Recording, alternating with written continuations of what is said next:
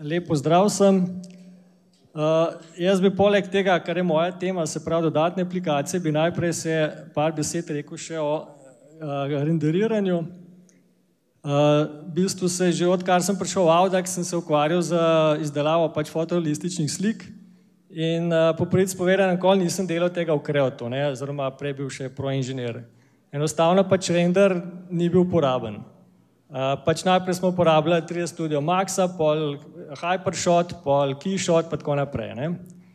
No in moram reči, da ko je prišel Creo 4, pa ko sem videl, da je prišel Keyshot engine v Creo, v bistvu je pa spet Creo dobil neke moje pozornosti, kar se tiče izdelave slik. Zato bi vam na kratko pojasnil, zakaj bi bilo to dobra ideja to zadevo imeti. Sicer res je tisti, ki ste Keyshot mogoče že uporabljali, že ta look poznate, ampak dejstvo je, da s Keyshotom je Creo dejansko dobil čist neko drugo dimenzijo izdelave teh fotorealističnih slik.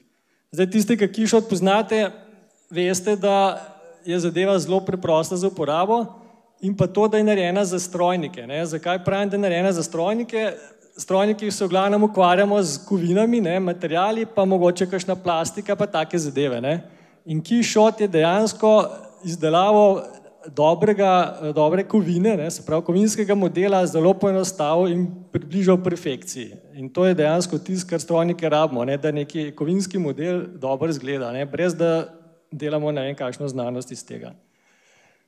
No, zakaj v bistvu render sploh rabimo? Zdaj, to mislim, da ni neko vprašanje več, enostavno namesto prototipa si najprej natančno gledamo, kako bo realistično nas model izgledal, a dizajn, tako kot sem si ga zamislil, različne variante barv, kombinacije materialov, oblik lahko delamo in že naprej vemo, preden damo na 3D tisk, lahko vidimo, kako bo zadeva izgledala.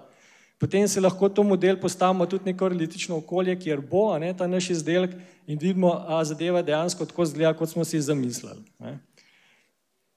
No, v Creo 4, kot sem rekel, pride Keyshot engine, običajnega renderja ni več, tistega, kar je bilo prej fotorender, je dejansko zdaj tisti real-time render, ki ga imate kar pod viewjem, izberete tam, ki imate recimo Shining with Edges ali pa Wireframe, imate zdaj v bistvu tudi fotorealistično renderiranje, ki sicer ni čisto fotorealistično, ampak za real-time je to kar v redu. In dejansko dobite v realnem času odziv, environment, se pravi obliko okolice in pa tudi toliko realistične materijale. No, kaj dobimo v bistvu s tem Keyshotom? Dobimo dejansko materijale, ki so res tisti dobri, predvsem recimo stekla, kovine, plastika, barvne nanose, blago in usnje, lahko simuliramo tekočine, les in podobne zadeve. Dejansko materijali izgledajo zelo dobro in so tudi zelo realistični. Potem dobimo možnost uporabe High Dynamic Range slik.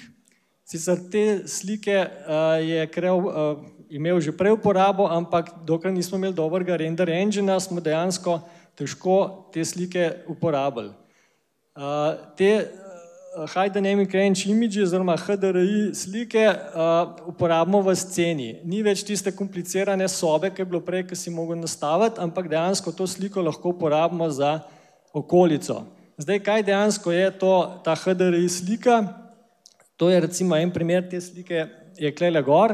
To je dejansko 360-stopinjska okolica v neki točki, recimo v neki sobi ali pa na zunanjosti. Se pravi, posnamemo okoli in okoli okolico in kaj prednost tega? Dejansko lahko naš objekt v to okolico postavimo in bo realistično osenčen tako, se pravi, svetloba bo tako nam padala in tako okolico bo odbijal, kot dejansko, da bi bil objekt tam.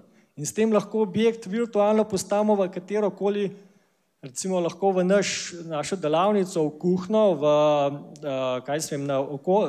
garažo, avto v garažo ali pa avto na ulico, če imamo ustrezno to HDRI sliko. Te HDRI slike lahko tudi sami izdelamo, ampak na internetu se jih dobi zelo veliko. In Keyshot dejansko te HDRI slike v nulo zna uporabiti in dobimo dejansko zelo realistično sliko našega objekta. No, v tej sceni potem poleg tega, temu se reče tudi environment map, no, po angleško, poleg tega pač imamo tudi na voljo slike, luči, ali so to kot točkovne, usmerjene ali pa oddaljene, kot recimo sonce, in tudi lahko dejansko za točkovne in usmerjene luči uporabimo fizikalno luči, se pravi, da lahko nastavimo, ali je ledica, ali je neonka, in tudi svetlost te slike, mislim, te luči. On bo dejansko aproksimiral pol te luči take, kot bi bili v realnosti.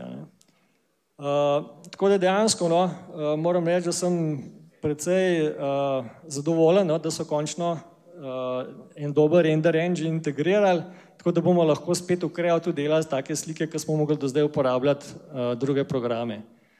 No, za konec pa še par slik, ki smo jih tokom let naredili v Audaxu.